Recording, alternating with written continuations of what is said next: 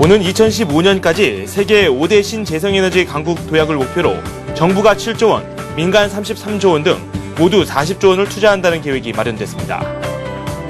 삼성경제연구소는 세계 경제가 정상화하는데 적어도 3년은 더 걸릴 것으로 전망했습니다. 박해춘 용산 역세권 개발 사장이 용산 국제업무지구 개발 사업의 지속을 위해 용적률 상향을 요구하고 나섰습니다. 서울 시내에서 주변 시세의 70에서 80% 가격에 거주할 수 있는 장기 전세주택, 즉 시프트의 수요자 중심으로 다양화되고 중소형 평형 공급 비율도 대폭 확대됩니다. 네, 라스 성공 전략 2부 시작하도록 하겠습니다. 우리 증시가 장중에 하락하기도 했는데 다시 반등에 성공하는 모습입니다. 코스피가 0.4% 오르면서 1876을 기록했고요.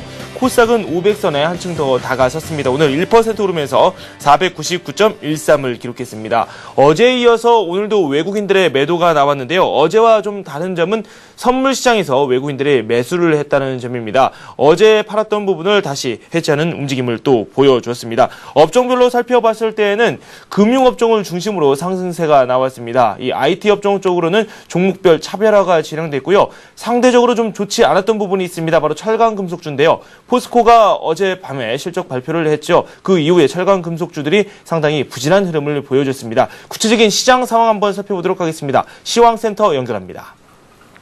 네, 시황센터입니다. 10월 13일 수요일장 마감했는데요. 인텔의 호실적 발표에 국내 증시가 반등에 나섰습니다. 코스피는 닷새 만의 반등이었는데요. 하지만 장중에 외국인 쪽에서 매도 전환한 가운데 흐름이 녹록지는 않았습니다. 마감 지수부터 살펴보겠습니다. 오늘 코스피는 8포인트 오르면서 1876포인트에 마감했습니다. 오늘 출발은 1878포인트, 9포인트 정도 오르면서 출발했는데요. 장중에는 1880선까지 회복하기도 했습니다. 하지만 10시 구간에 매도 전환한 외국인 쪽에서 매물을 확대해 나가면서 1시 구간에는 1866포인트까지 밀리며 하락 전환하기도 했는데요. 개인과 기관 쪽에서 매수하면서 강보합권으로 이끌어줬지만 오늘장 5일선은 이탈한 채 마감했습니다. 수급 내용 살펴보겠습니다. 외국인이 오늘까지 매도세가 나왔습니다. 오늘장 1,300억 원 정도 파는 모습이었고요. 기관 쪽에서는 투신권의 매물은 줄어들었지만 연기금이 오늘장 관망하면서 900억 원 정도 사주는 모습이었습니다. 개인 쪽에서 오늘까지 저가 매수세 유입되면서 500억 원 정도 사줬지만 어제장에서 3,000억 원 정도 사줬던 것에 비해서는 확연하게 그 물량은 줄어들었습니다. 이어서 코스닥 살펴보겠습니다. 코스닥은 3일 만에 반등이었습니다. 오늘 5포인트 오르면서 499포인트에 마감했는데요. 오늘 출발은 497포인트에 출발했습니다. 장중에는 500선 돌파를 시도하기도 했지만 쉽지는 않았습니다. 오늘 코스닥은 496포인트와 499포인트 사이에서 좁은 박스권을 형성했는데요. 5일선은 지지해주는 모습이었습니다. 수급 내용 살펴보겠습니다. 오늘장 기관과 외국인 쪽에서 매수세가 들어왔습니다. 기관이 80억 원, 외국인 쪽에서 59억 원 정도 사주는 모습이었고요. 반면에 개인 쪽에서는 오늘까지 닷새째 연속으로 100억 원 정도 파는 모습이었습니다. 네, 이어서 외환시장 가보겠습니다. 오늘 원달러 환율은 어제 급등했었던 원달러 환율 오늘 다시 상승분을 반납하는 모습이었습니다. 11원 70전 내리면서 1119원 80전에 마감하는 모습이었는데요. 오늘 출발은 1122원에 출발했습니다. 어제장에서는 1130원대까지 올랐었지만 결국 글로벌 달러 약세와 금통위의 기준금리 결정을 앞두고 1110원대 후반까지 밀리면서 마감했습니다.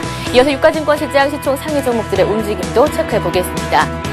대부분의 종목들이 상승하는 가운데 삼성전자가 외국계 매도세가 나오면서 약보합에 마감했고요. 포스코가 3분기 실적 부진에 오늘 4% 급락했습니다. 현대차와 현대중공업은 2%, 1% 올랐고요. 현대모비스는 1% 내렸습니다.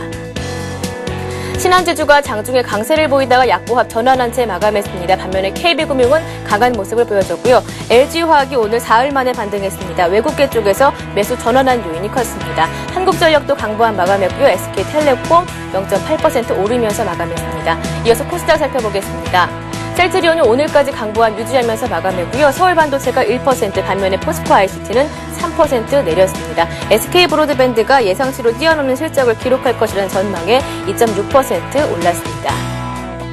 다음이 올랐고요. 메가스터디 역시 0.4% 올랐습니다. 태웅이 풍력주 강세에 오늘 4.8% 급등했고요. 네오이즈게임즈 게임주 강세에 2.7% 올랐습니다. 이어서 오늘 특징 테마주 살펴보도록 하겠습니다. 인텔의 호실적 발표에 IT주들이 상승했는데요. 종목들 짚어보겠습니다. 삼성전자만이 외국계 쪽에서 매도세가 나오면서 약보합 전환한 채 마감했습니다. 반면에 LG전자가 1%, 하이닉스가 3% 올랐고요. LG디스플레이와 삼성 SDI도 2%대로 올랐습니다. 이어서 LED주 살펴보도록 하겠습니다. 조금 더 상승폭이 큰 상황인데요. 일진디스플레이가 4% 올랐습니다. 나머지 종목들도 2%대로 오르면서 LED주까지 상승세를 이어갔습니다. 또 한 가지 어제부터 오르는 업종이 있습니다. 은행주들인데요. 오늘장 외국인과 기관 쪽에서 동반 매수세가 나왔습니다. 신한지주만이 약보합 전환한 채 마감했고요. 반면에 KB금융이 1% 올랐습니다. 우리금융과 하나금융지주가 나란하게 1%대로 올랐고요. 기업은행이 4.7% 급등하면서 은행주가 강세를 보였습니다. 반면에 철강주는 어제 3분기 실적을 발표한 포스코의 영향에 오늘까지 하락하는 모습 나타났습니다. 종목들 살펴보겠습니다. 포스코가 4% 내렸고요. 현대제철이 3% 내렸습니다. 장중에 약세 보였던 동국제강은 강보합으로 전환안으로 마감했고요. 유니온스틸이 약보합에 마감했습니다. 네, 이어서 풍력주와 태양광주 살펴보도록 하겠습니다. 정부에서 신재생에너지에 2015년까지 40조 원을 투자한다는 소식에 풍력주와 태양광주가 함께 움직였습니다. 먼저 풍력주입니다. 평산이 14% 가격 제한폭 가까이 올랐고요. 유니슨이 두 자릿수 상승세 나타났습니다. 현진 소재와 마이스코도 6%대로 오르면서 풍력주가 강세였습니다. 이어서 태양광주 살펴보겠습니다.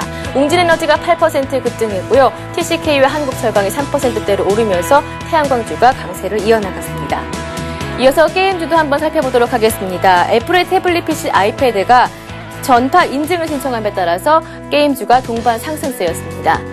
네오이즈 게임즈가 2.7% 올랐고요. 게임빌과 게임하이가 4%대로 올랐습니다. 컴투스가 14%, JC가 13% 오르면서 게임주가 강세를 보였습니다. 네, 마지막으로 줄기세포주 살펴보도록 하겠습니다. 미국에서 줄기세포를 이용한 임상실험을 실시했다는 소식에 오늘장에서 다시 관심받는 모습이었습니다. RNL바이오가 1.7% 올랐고요. 선진이 6% 올랐습니다. 제일약품이 7% 오르면서 줄기세포 관련주들이 상승 흐름을 이어갔습니다. 이렇게 시장 흐름 살펴봤습니다. 내일은 금통위의 기준금리 결정이 있고요. 옵션 만기일 겹쳐져 있습니다. 나스성공 전략과 함께 현명한 대응 전략 세워보시기 바랍니다. 지금까지 마감 시황이었습니다. 네, 이번에는 HMC 투자증권의 김중원 책임연구원 연결해서 내일장 자세한 투자 전략까지 한번 짜보도록 하겠습니다. 안녕하세요. 네, 안녕하십니까. 네, 오늘 하락세가 나오기도 했는데 반등에 성공했습니다. 어제 하락분을 만회하지는 못했는데요. 오늘 흐름 어땠습니까? 네, 5거래일 만에 반등에 성공하는 모습을 보였는데요. 시장은 괜찮았습니다. 미 증시의 상승과 인텔의 양호한 실적 발표를 바탕으로 국내 증시가 상승 출발했지만 이제 장중에 계속 혼조한 양상을 보였고, 그러다 이제 결국 장 막판에 한 0.44% 상승하며 마감했습니다. FOMC 의사록 공개로 추가 양적 완화 기대가 고조되고 있고, 장 마감 후 발표된 인텔의 실적이 향후 전망치를 기대를 상회했고, 이런 점들이 국내 하이닉스 같은 경우에는 굉장히 긍정적으로 작용한 걸로 보입니다. 외국인이 이틀 연속 순매도를 기록했고, 업종별로는 은행, 건설 업종 등이 강세를 보인 반면에 철강 업종은 약세를 기록했습니다. 그래서 추세적으로 상승세를 이어갈 수 있을지에서는 조금 여러 가지 의문이 들긴 하는데요. 외국인의 매도가 맞물린 시점에 아무래도 상승폭이 컸던 종목들에 대해서는 일부 차익 실현 매물이 나오는 것이 아니냐라는 또 그런 부분이 해석이 있고, 또한 이제 국내 이벤트가 두 개 중요한 이벤트가 있어서 금통위와 옵션 만기일 등 불확실성 요인이 많은 상황에서 아무래도 시장의 관망세가 확대되는 것이 아니냐라는 의견들이 있는 것 같습니다. 네. 수급에서 팽팽하게 대처를 하던 두 수급 주체가 좀 다른 모습을 보여줬습니다. 물론 외국인 어제 매도를 했었고 오늘 역시 매도폭을 더 늘려나가는 모습을 보여줬습니다. 외국인들이 이렇게 매도를 하는 게 추세 전환이 되는 것인지 그 부분이 상당히 궁금하고요. 한 15거래일 만에 지금 순매수로 전환이 된 것 같습니다. 투신권이 매수에 가담을 했는데 이 부분 저희가 한번 집중적으로 한번 살펴보도록 하죠. 네, 이게 좀 까다로운 내용입니다. 사실 네. 그 양적 완화 기대감에 따른 환율 원화가치 상승 이런 기대 부분이 작용하면서 외국인의 매수세가 굉장히 강하게 유입됐던 것이 사실이고, 그랬었지만 이제 2거래일 연속해서 좀 매도하는 모습을 보인 부분에 대해서는 좀 전망이 엇갈립니다. 좀 일시적인 상황일 거다, 아니면 향후에는 아무래도 그 추가적인 양적 완화가 계속 될 걸로 보이기 때문에 추세적으로는 계속 지속될 거라고 보는 쪽도 있는데요. 어떻게 보면 내일 그 금통위의 금리 결정과도 굉장히 민감할 수 있을 걸로 보이는데요. 기준금리를 인상할 경우에는 아무래도 그 원화 가치 상승에는 좀 더 그 유리한 상황이고, 그럴 경우에는 외국인의 매수세는 좀 더 적극적으로 유입될 수 있을 것 같고요.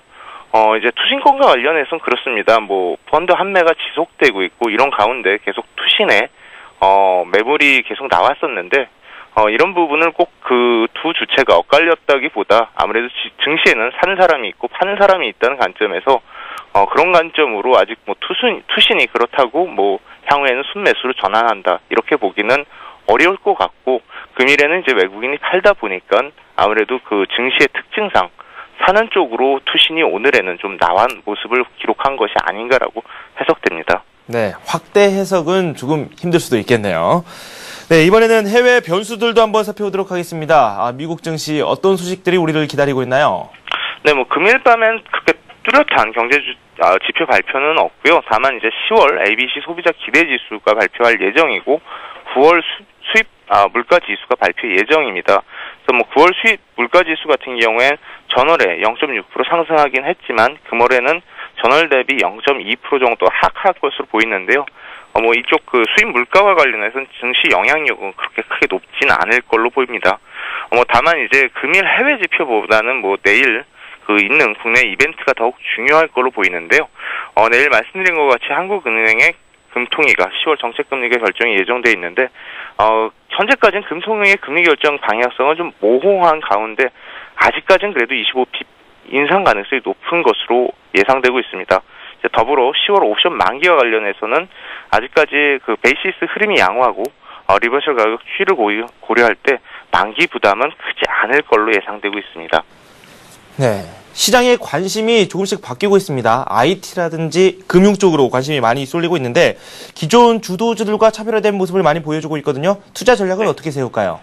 뭐 그와 관련해서는 전주에 이미 좀 말씀드렸고 10월 전략으로서 은행과 전기전자를 좀 말씀드렸는데, 그런 부분이 좀 맞는 것 같이 최근에 계속 나오고 있습니다. 그래서 이 두 가지는 이런 식으로 접근해야 될 것 같은데요. 연말까지는 금융업종에 대해서 좀 더 관심을 가지고, 그중에 특히 은행에 대해서 관심을 가지는 것이 바람직합니다. 뭐 지수가 그동안 상승하는 동안 상대적으로 소외된 부분도 없지 않다 많고, 3Q 실적은 그렇게 크게 은행 업종이 좋지는 않을 걸로 전망되지만 4Q부터는 뚜렷하게 실적이 반등이 기대되고 있습니다. 이런 관점에서는 은행주의 강세는 좀 더 이어질 가능성이 높고요.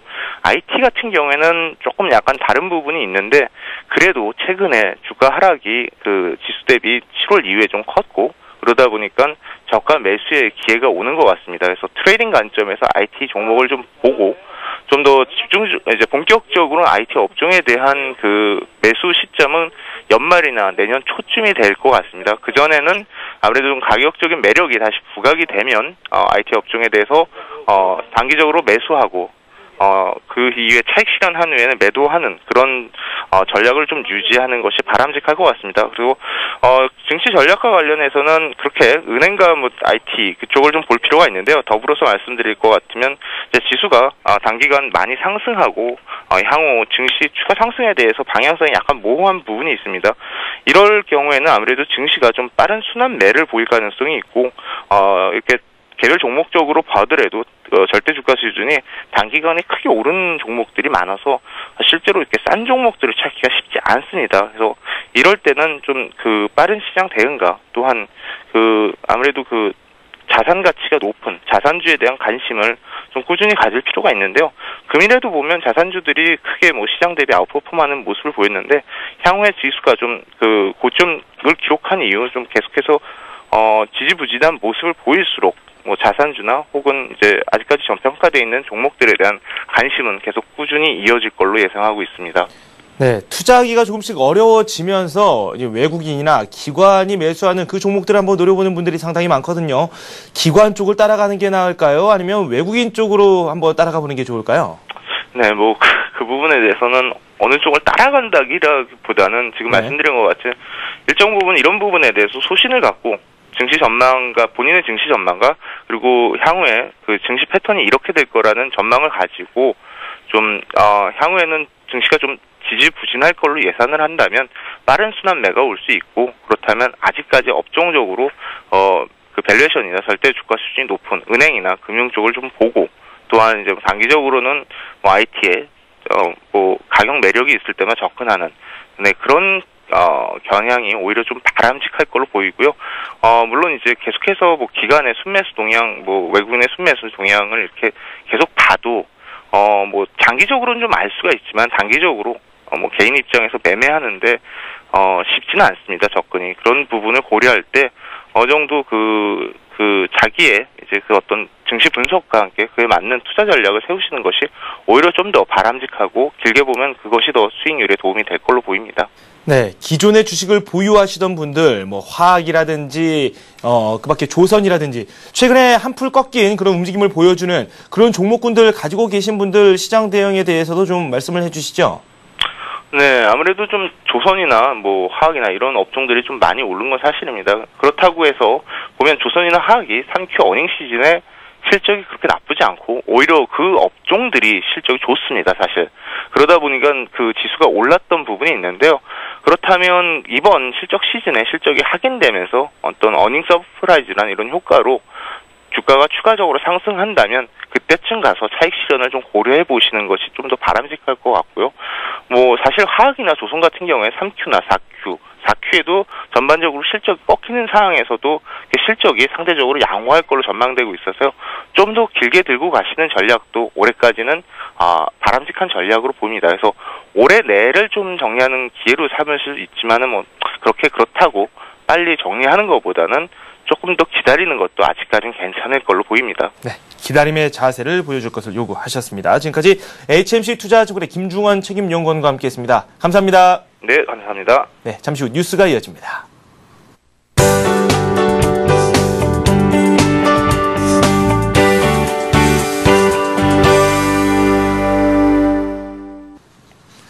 이 시각 주요 뉴스입니다. 오는 2015년까지 세계 5대 신재생에너지 강국 도약을 목표로 정부가 7조 원, 민간 33조 원 등 모두 40조 원을 투자한다는 계획이 마련됐습니다.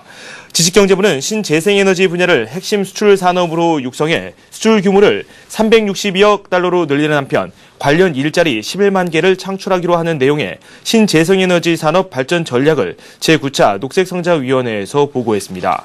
이에 따라 내년부터 2015년까지 태양광 20조 원, 풍력 10조 원, 연료전지 9천억 원, 바이오 9천억 원 등 민관 합동으로 총 40조 원이 신재생에너지 산업 육성에 투입됩니다. 정부는 특히 태양광을 제2의 반도체, 풍력을 제2의 조선 산업으로 키우기 위해 해당 분야 세계 시장 점유율을 15%까지 끌어올린다는 목표를 세웠습니다. 삼성경제연구소는 세계 경제가 정상화되는데 적어도 3년은 더 걸릴 것으로 전망했습니다. 연구소는 오늘 글로벌 경제위기 2년의 평가, 위기는 끝났는가라는 보고서를 통해 주택시장과 가계 재무 건전성, 설비 투자, 금융기관 건전성 등은 위기 이전 수준을 회복하는데 1년에서 3년이 소요될 것으로 내다봤습니다. 또한 정부의 재정 건전성 악화와 통합팽창 등 위기 때 처방한 양적 완화의 후유증을 치유하는 데는 3년으로도 모자랄 것으로 연구소는 예상했습니다. 아울러 각국의 국제 공조가 약해지고 있어 세계 경제의 회복은 더욱 더뎌질 수 있다고 관측했습니다. 박혜춘 용산 역세권 개발 사장이 용산 국제업무지구 개발 사업의 지속을 위해 용적률 상향을 요구하고 나섰습니다.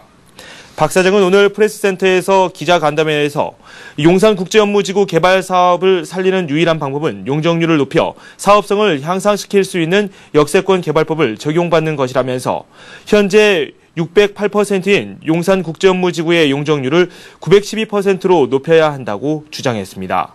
그러나 앞서 정종환 국토해양부 장관은 역세권 개발법이 용산국제업무지구 개발에는 적용되지 않는다고 밝혀 논란이 예상됩니다. 박 사장은 이어 아부다비와 홍콩, 중국, 싱가포르 등에서 투자 유치 활동을 벌여 건설사에 의존하는 사업 구조를 바꾸겠다고 말했습니다. 서울 시내에서 주변 시세 70에서 80% 가격에 거주할 수 있는 장기 전세주택, 즉 시프트가 수요자 중심으로 다양화되고 중소형 평형 공급 비율도 대폭 확대됩니다.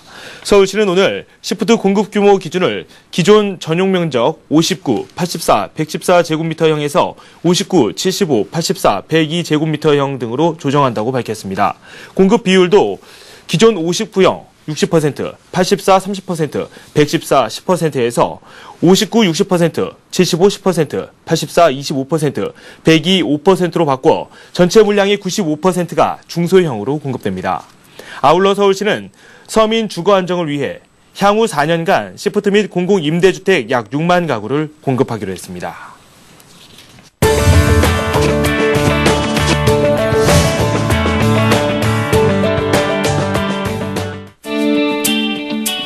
증권금융 뉴스입니다. 하나은행이 14일부터 이자가 복리로 계산되는 정기 적립식 장기주택 마련 저축 상품인 하나비과세 복리적금을 판매합니다. 이 상품은 이자가 7년 동안 매년 복리로 계산되며 비과세 혜택도 받을 수 있습니다. 한국거래소는 세계시장 점유율이 1위에서 3위 수준인 코스닥 우량 기업인 2010년 히든 챔피언 29개사를 선정했습니다.